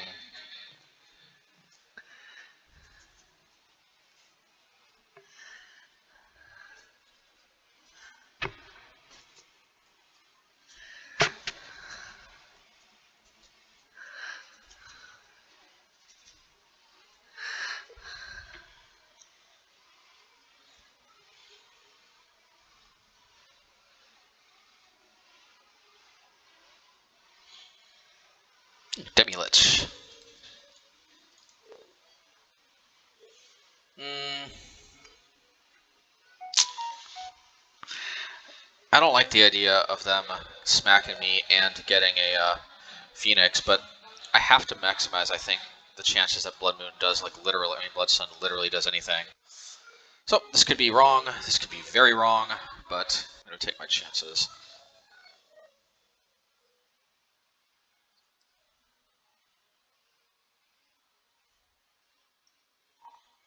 Yeah, seems wrong so far.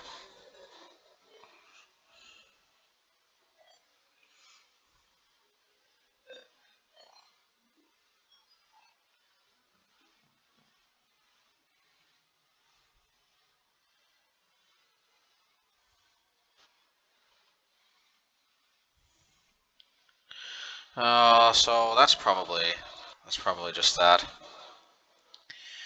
I did try, so all right. Actually, I think I'm gonna play Blood Moon actually, because I did not realize that they had Murktide, so maybe Blood Moon actually does have some potential.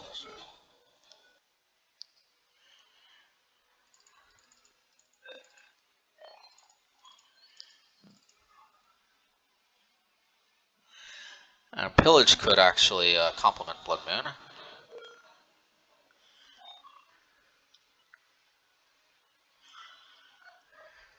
Problem is all these other cards are also kind of super good and or helpful and or you know how it goes. I feel like Chandra could be a little bit dubious.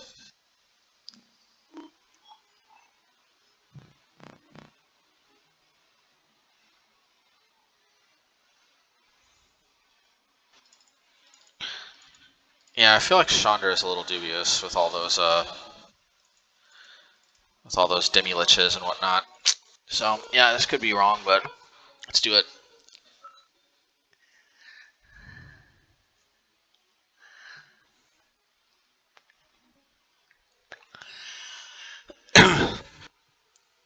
It's notable if that was Blood Moon, we might have actually been able to pull this off. But I would have thought if there's one advantage to Izzet, it's that maybe it's immune to Blood Moon. But as we saw, though, we could have cut them off blue. Well, we've got Relic, and so far I'm not seeing a single what's it called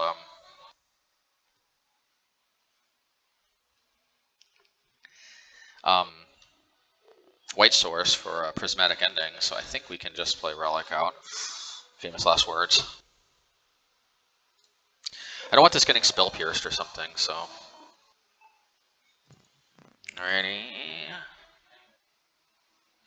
I'm going to hold on to the Spikefield for now, because we might need to pitch it with Fury, I don't know.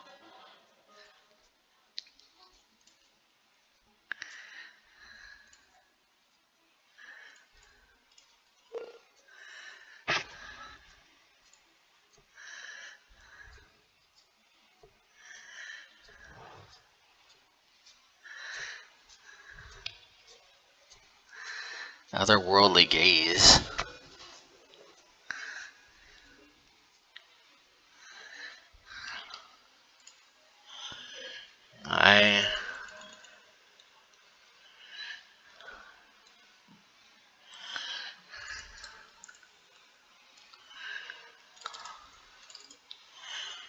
Alrighty.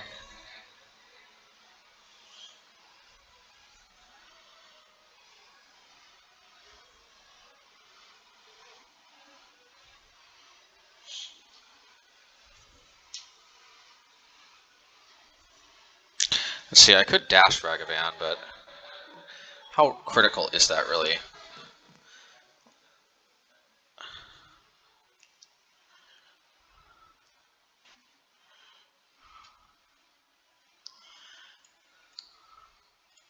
Yeah, let's just play this. I'm doing this because I want to make sure that I can curve out, play Pillage next turn, and be able to crack Relic. Plus, this is a little bit safer if they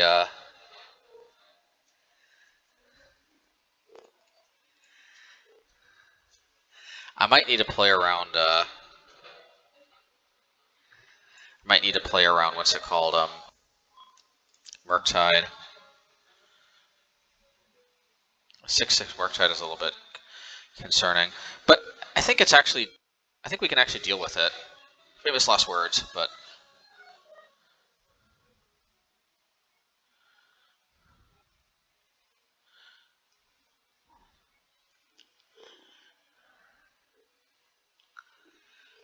Yeah.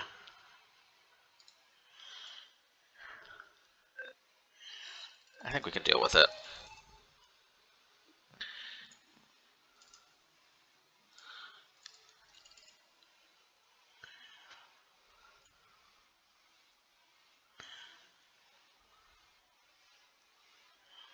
Alright, well that's a little unfortunate.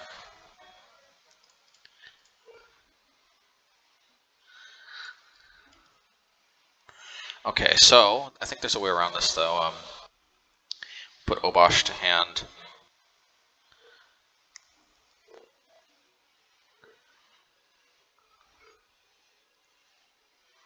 Could play Strike it Rich. I think we have to. The reason why we have to is because we need to be able to keep. We need to be able to play Obosh, Pitch Fury, and keep a mana open for Relic. This was a very risky play. We knew they might have Murktide, but I think in the long run, this is going to be better for us.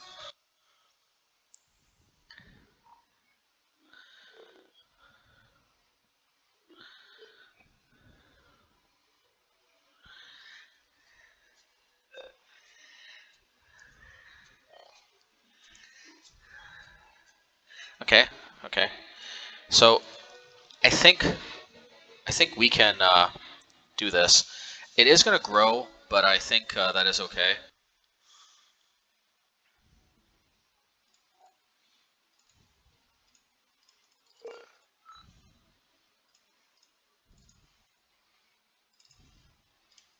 We can kill both of these anyway, so I think we're okay. Okay. And we've got a treasure token to crack Relic. I think we're in okay shape. Okay, well that was a little unfortunate. So let's see.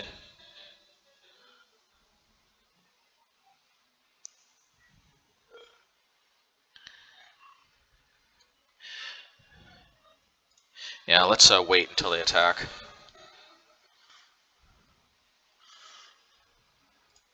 Yeah, let's do this in response.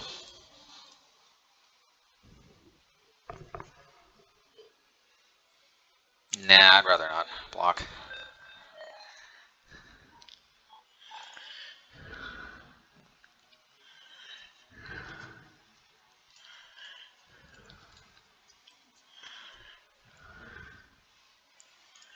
Alright, let's see.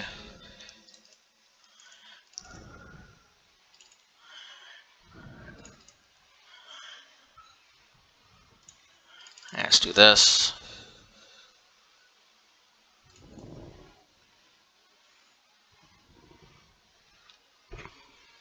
See, I think being patient with the Relic, even though that was a bit of a risk, did end up working out in our favor. That doesn't mean we're going to win, not by a long shot. Okay, I'm going to hold this because I think I need to draw 2 cards. Or 3 cards, depending on if I want to. Alright.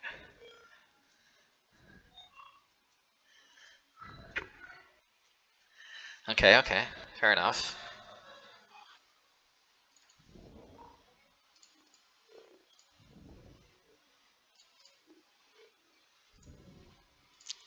Yeah, let's keep Ragavan. Yeah, this is pretty good.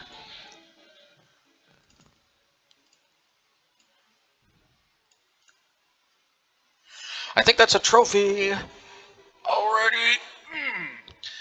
Wow, we got a trophy with the Sun and Moon Ponza deck. This was such an experimental idea. Are we really onto something? Is there something going on here? You know, like, is there something going on here? Like, this deck that was designed to be a stick it to amulet deck. Yeah, maybe, I don't know. Okay. All right. Well, that was something. Yeah. So we managed to get the trophy with this deck that started off as a meme idea, and yeah, I mean, basically the concept of this deck originally was, you know, screw you, Amulet Titan. Like it's so annoying to play against. I had the idea of having some type of meme kind of like 12 moon effect type deck after I came a little bit short against Punt and Wine, who was I think very very close to being trophy leader last season. I mean I played, what is it? Not, I don't, it wasn't 7 matches. It was 3 matches, and we ended up going, I think, 2-1. I can't remember if it was, or 5 matches, and ended up going 3-2. I think it was 3 matches, and I went like 7-3. I mean 3-7, and I mean not 3-7. I went 3-4 in matches, and 2-1 I think I mean 1-2 in 1-2 in matches, 3-4 in games, but so it's pretty close. But like the fact that I couldn't win, let alone like win in convincing dominant fashion with so many moon effects. It just made me think. One, Strike It Rich might help because that reduces the juke factor where they can get out an Amulet Titan before I can get a moon. It also increases my land count, so it decreases the amount of times that I miss my moon on turn 2 or 3. And it also upping the moon and count, and even sun count. But hey, here we are. So Blood Sun didn't necessarily shut off a ton of fetch lands, but it did come up, I think, a few times. But like conceptually, I think the idea actually does have some merit, and yeah, and yeah, what can I say? We got and we've got most of the cards that we really need. Now, I am a little bit concerned about not having Bridge, because I think Bridge was very nice tech that I discovered to help with Murktide, but as we saw, maybe Murktide can be managed. That might have just been incredibly good luck. We'd never seen Murktide Game 1 against Izzet Phoenix, and in Game 2, Game 2 we did lose to it, and in Game 3 we actually I think Game 2 we just got rushed by Demi Lich, but it did, I think, appear, and it did clinch the game for them. But yeah, but in Game 3, if they're not able, yeah, I don't think that deck plays many counter spells, so it's not necessarily the worst shell for us with um,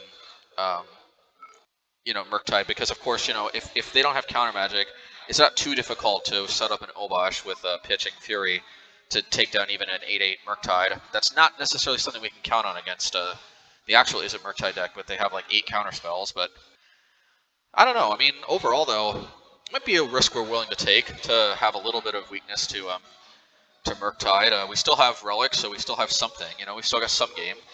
I mean, we're already fine to kind of have some vulnerability to Rhinos in basically most of the other builds and whatnot. But I mean, the juke factor is kind of at the maximum here, and I think that kind of pulled through for us. I mean, how many games did we get turn 2 Blood Moon? In large part because of Strike It Rich, which obviously we have got a previous trophy with the Strike It Rich concept, but the fact that Blood Sun can also sometimes screw them over by stopping their fetch lands and kind of hold their fetch lands in stasis, so that when we do draw our Blood Moon, they don't have extra basics that they can fetch with the fetch lands. That is I mean, that makes, I think, turn 2 Blood Sun a lot better. It's actually weird. In the beginning, I didn't think Blood Moon and Blood Sun would necessarily complement each other very well, because I thought, well, some games I can prevent them from reaching, like, from reaching 3, 4, 5, mana or whatever, if I cut off their fetch lands. But if I play Blood Moon, then at least those fetch lands will turn into red sources. But the reality is, like I said, is that if you get Blood Sun down early enough, even if they get other lands, the upshot is that they can't use their fetch lands to get basics, which then holds them in a state where Blood Moon can just shut off the game. So actually, this they ended up synergizing better than I thought. And shout out to definitely oh, I closed the notes, but yeah, definitely I want to say shout out to JPP93. Um, another MTGO player here who suggested field, Lotus Field as a possibility with Blood Sun. I actually really thought about it, but like I think I'd have to ditch the Blood Moon because the problem is if I set up if I try to use Lotus Field when I don't have a Moon effect, when I don't have a Blood Sun already out, which is probably going to be or a Blood Moon out, it's probably going to be more than you might think, especially since it has to come into play tapped on turn 3, and I have to sacrifice two lands, and the fact that if I draw Blood Moon after that, then I reduce my mana count by 2. It just seems a little bit um, risky. Let's put it that way. And I do kind of like the concept of combining these, like I've said before, and um, and also I think playing Blood Sun and Blood Moon also makes me feel less bad about like not playing Blood Moon if I played Blood Sun, because I've done it in the past, and I think that's a mistake because Blood Moon kind of makes the deck. But I never really considered that they might actually complement each other well. And I mean, all the matchups. I mean, there was a ton of juking going on. I mean, Grixis Death Shadow, actually, Blood Sun is great there. Even if we can't shut off their mana, Blood Sun makes it so they can't take damage off of their fetches or their shock lands. So that means we can keep Death Shadow in check. I mean, Esper Reanimator. Wait a minute, sorry, I'm reading off the wrong. Jund, that wasn't Grixis Death Shadow. That was Jund. Reading off the wrong list. But Jund, I mean, kind of similar idea, except no Death Shadow, but just keeps their Raging Ravines. And it also makes Ren and 6 significantly worse, shuts off their Horizon lands. I don't know. Also, again, it just holds them in a state where Blood Moon can do better work. Rakdos Midrange, of course. Blood Sun came up short in game 2, but, still could be good there. But either way, the core of the deck still worked pretty well. Esper Reanimator, I don't know if Blood Sun really did that much there either. Definitely did a lot. I think it did a lot against Jund. I can't remember if that was the one. Rhinos, Phoenix. I mean, there is definitely something to be said here.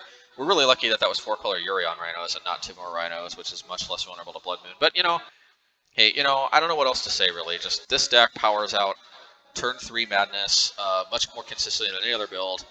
I mean, we've got Blood Moon, Blood Sun, Chandra, Seasoned Pyromancer, and in a way, Valakut Awakening, but it's not exactly like a knockdown card to play turn 3. Or we could put Obosh to hand. But, I mean, we got at least 16 cards that can really put the hurt on them if we land them, early on turn 2. Blood Moon, Blood Sun, Chandra, and Seasoned Pyromancer. And there might just be something to be said about that. So, anyway, yeah, and so I think that's kind of going to be where it's at. Now, we didn't get to really see the snow-covered mountain really come up much. The thing is, there was a few games I remember where I had to take a mulligan because I had Castle Embereth, and I didn't have a mountain to play first, and I had to take a mulligan because I couldn't. And I think in this deck, it's especially important that I have untapped red sources on turn 1. No questions asked because I am so focused on landing some powerful effect on turn 2, accelerated from turn 1. Much like Gruul Panza or Gruul Midrange or whatever. I mean, at this point we're kind of playing very similar to that deck, just in mono red. But I want to try just playing another basic mountain, and I'm playing a snow-covered mountain just so I can see the difference when I draw it, and I'll know that was the Castle Embereth that I could have drawn. But. So I'm going to be playing that in the 8 Chandra mid-range deck here, as we can see. I don't know that I need to necessarily play test games because, most of the time it's going to be the same thing. It's just we trade some possible late-game advantages that Castle Embereth provided for some better early-game mulligan potential, for being less susceptible to having a mulligan, for not having a turn 1 ability to play Ragavan or something. Although it's possible in these other decks that Castle is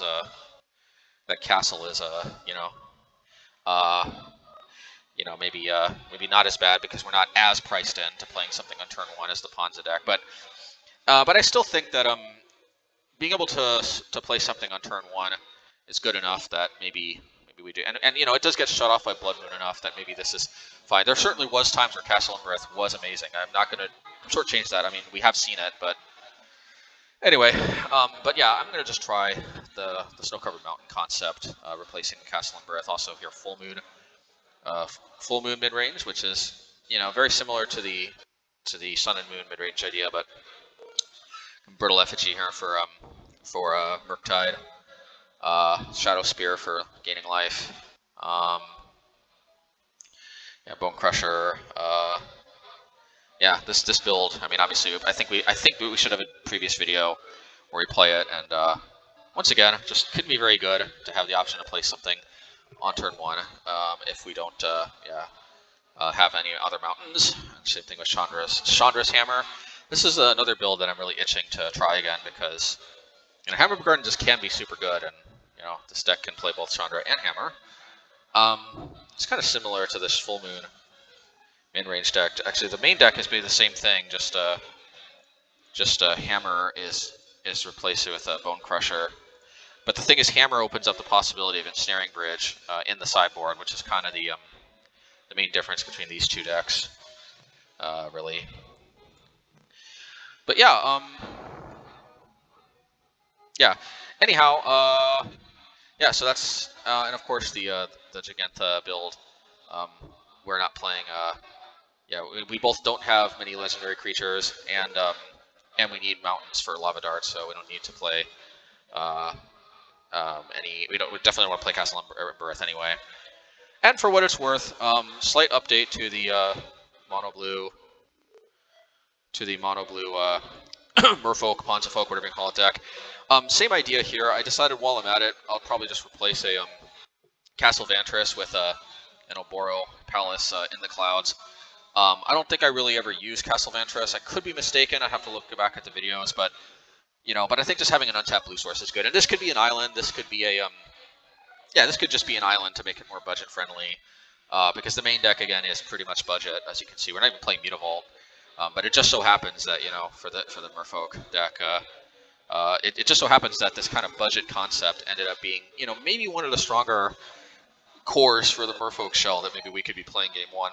Anyway, all the money's on the sideboard, so other sideboard options might be available. Yeah, but anyway, Obosh, Sun and Moon, mid-range slash Ponza. Hey, we'll take it. And until next time, if you all like to see this this madness, these crazy ideas, and I'm who else is gonna try to take the meme from the world of meme into the world of not meme? I mean, somebody's got to do it, right? Somebody's got to rise to the occasion. So if nobody else is gonna do it, it's got to be me. I gotta take this meme idea of trying to shut out Amulet Titan, and maybe there's actually something to this, and it got the trophy. So and maybe there is. We'll see. Anyhow, take care, everybody. Yeah, and until next time, let's see.